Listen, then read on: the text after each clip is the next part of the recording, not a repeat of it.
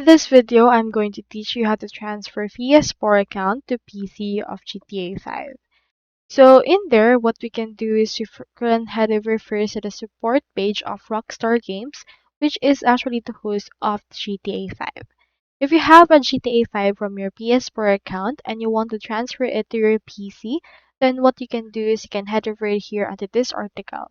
So if you want to migrate it, as you can see, the answer to that is you can migrate your profile through either the GTA online landing page or the pause menu once you have signed into Rockstar Games. So this is actually essential. You need to create a Rockstar Games account, and once your progress has been transferred from PlayStation 4 or Xbox One to PlayStation 5 or actual PC, then you can actually head over and then do that and transfer it.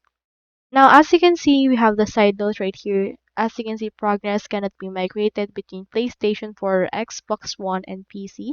So you can already just migrate PlayStation 4 to 5 using this way in here.